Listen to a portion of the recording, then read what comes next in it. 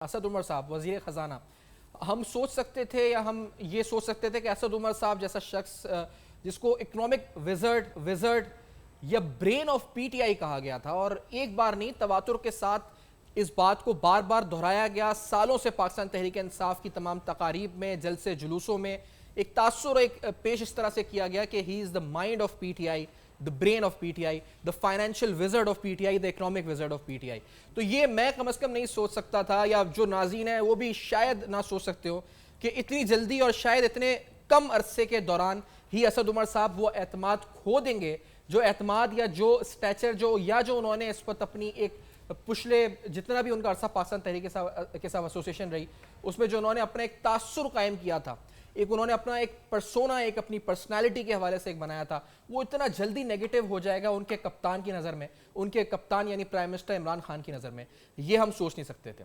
अब इस अहम तरीन नुक्ते पर और इस अहम तरीन गुफ्तगू को आगे बढ़ाने से कबल असद उमर साहब ने आज जब उनसे कहा गया कि वो जब एक ट्वीट आई उनके सामने, उन्होंने इससे पहले इसकी तरदीद फरियाद रीज के शो में उन्होंने आखिरी इंटरव्यूज में उन्होंने कहा कि वो नहीं जा रहे, जब फवाद चौधरी ने कहा वो नहीं जा रहे तो लोगों को था, आज सुना था कि 2 बजे वो एक मीटिंग चेयर कर डिपार्टमेंट की, लेकिन फिर आज अचानक एक ट्वीट आई कि वो मुस्ताफी हो रहे हैं और उनको एनर्जी मिनिस्ट्री ऑफर की गई है, लेकिन उस मिनिस्ट्री को उन्होंने लेने से इनकार कर दिया। असद उमर साहब ने उसके बाद एक प्रेस कॉन्फ्रेंस करी, उस प्रेस टॉक में असद उमर साहब से मुख्तलिफ सवाल पूछे गए। असद उमर साहब ने उस प्रेस टॉक में ब्रीफली जो हमने शामिल किया है इसको आप सुन सकेंगे कि मुस्तकबिल का लाहेमल, उनकी अपनी कारकर्दगी और मुख्तलिफ हवाले से जो उन्होंने बात करी है। लेट्स हियर दिस कि क्या कहते हैं ex finance minister Asad Umar साहब। Let's hear this.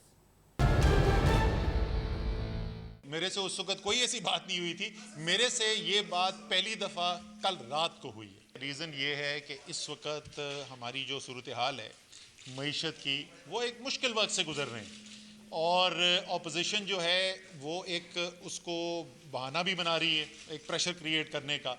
तो अगर एक फ़्रेश टीम आएगी और वो फ्रेश टीम आके काम करेगी तो हो सकता है बेहतरी भी नज़र आए, और ना भी नज़र आए तो कम से कम उनको टाइम तो थोड़ा आपको देना पड़ेगा ना। मैं इसलिए इधर आया था कि अगर मैं कोई कंट्रीब्यूट कर सकता हूँ पाकिस्तान की मईशत के लिए, पाकिस्तान के लिए उमूमी तौर पे अगर कोई कंट्रीब्यूशन करता तो मैं इसलिए आया था। मैं तो कुछ साजिशों वाजिशों का हिस्सा बनने के लिए नहीं आया था। क्या होगा, असद उमर को गालियाँ पड़ेंगी ना, मैं खा लूँगा गालियाँ। मैं पाकिस्तान का अवाम का कुछ उम्र निकालने के लिए नहीं तैयार। मेरे ख्याल में जो मेरी वज़ीर आज़म से बात हुई है, या आज रात को या कल सुबह जो बाकी वो तब्दीलियाँ करना चाहते हैं उनकी अनाउंसमेंट हो जाएगी। हैरानकुन तौर पर आप अगर कुछ दिन कबल असद उमर साहब के ट्वीट्स देखें तो जिसमें एक जगह वो उनका विजन, या कुछ दिन या आप कुछ घंटे पहले तक जब उनको पता नहीं था तो विजनरी थे, वो चाहते थे कि मईशत के हवाले से कुछ रेडिकल नहीं तो आउट ऑफ द बॉक्स सोचें। एक जगह उन्होंने जुनैद जमशेद साहब के गाने के कुछ अल्फाज उन्होंने, जो बड़ा मशहूर गाना है कि हम क्यों चलें उस राह पर जिस राह पर सभी चले, क्यों ना चले उस राह पर जिस पर कोई नहीं गया, और उन्होंने कहा कि तहरीक इंसाफ की हुकूमत के लिए ये अल्फाज, ये गाने के ये अल्फाज मशले राह का काम कर सकते हैं। तो ये उनका विजन, यानी वो चाह रहे थे कि वो रेडिकली वो कर सके नहीं कर सके, दैट इज अनदर क्वेश्चन, लेकिन ये उनका विजन था कि वो एक रेडिकल नहीं तो एक आउट ऑफ द बॉक्स जाकर जो है मामलात को सोच सकें। और ये उनकी सोच क्या थी, बल्कि उनके कप्तान की उनके बारे में सोच क्या थी, यानी उन समेत, असद उमर समेत उनकी पूरी फाइनेंस टीम के जो वजीर आजम इमरान खान है, उनकी कुछ दिन कबल तक जो उनकी सोच थी, वो किस तरह किन अल्फाज में ट्रेस कर रहे थे अपनी एफर्ट्स को, उस टीम की एफर्ट्स को, ये भी बड़ी इंटरेस्टिंग बात है। लेट्स हियर दिस आल्सो कि वजीर आजम के अपने अल्फाज क्या थे फाइनेंस टीम के बारे में। Let's hear this. यहाँ मैं एक बड़े मुश्किल सर्कमस्टांसेस के अंदर हमारी जो इकोनॉमिक टीम ने परफॉर्म किया है, मैं आज उनको क्रेडिट देना चाहता हूँ। इसमें फाइनेंस मिनिस्ट्री, इसमें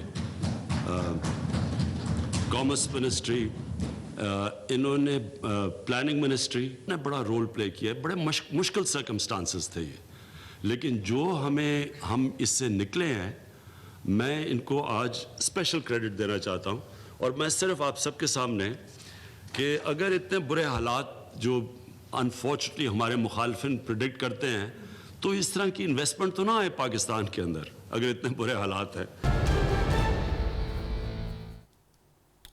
आज हमने देखा कि इस पर ऑपोजिशन का रिएक्शन भी आया और आना भी चाहिए था। ऑपोजिशन जो पहले ही हुकूमत पे तनकीद कर रही थी और उस तनकीद का जिक्र असद उमर साहब ने अपनी इस प्रेस टॉक में भी किया, तो वही बातें कुछ ऑपोजिशन ने दोहराई दोबारा। बिलाल भुट्टो जरदारी साहब, चेयरमैन पीपल्स पार्टी की स्टेट प्लान के कुछ रहनुमाओं की स्टेटमेंट, क्या कहा गया उनकी जानिब से असद उमर साहब के जाने के ऊपर। Let's hear this. Asad Umar ने ट्वीट कर लिया कि वो रिसाइन कर रहे हैं, जो कि मैं हर पाकिस्तानी को मुबारकबाद करना देना चाहूँगा। इसलिए हर पाकिस्तानी का मुतालबा था कि हुकूमत अपने माशी पॉलिसीज़ पर नज़र दुराए। इसलिए जब से ये हुकूमत आए हैं तो पाकिस्तान की आवाम महंगाई की सुनामी में डूब रहे हैं। कोई सिमत नहीं था हमारा इकोनॉमिक पॉलिसी के लिए, कोई डायरेक्शन नहीं था, कोई कंसेंसस बिल्डिंग की कोशिश नहीं था। जो यानी महंगाई हुई है और जिस तरह से सूरत हाल है, तो मैं समझता हूँ कि उसके पेश नज़र उनसे इस्तीफ़ा लिया गया है। अहम तरीन सियासी और माशी हालात, मुस्तकबिल का लाहेमल क्या होगा, अहम तरीन सवालात, नए वज़ीर ख़जाना कौन होंगे।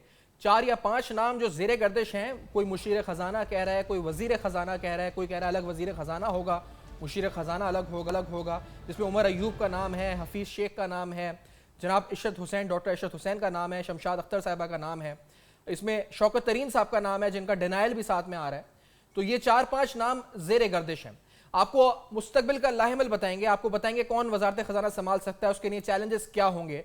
असद उमर साहब के जाने के पीछे अहम वजूहात, IMF टॉक्स थी क्या, ये बड़ा बुनियादी सवाल है, और उस पर असर क्या पड़ेगा उनके जाने से।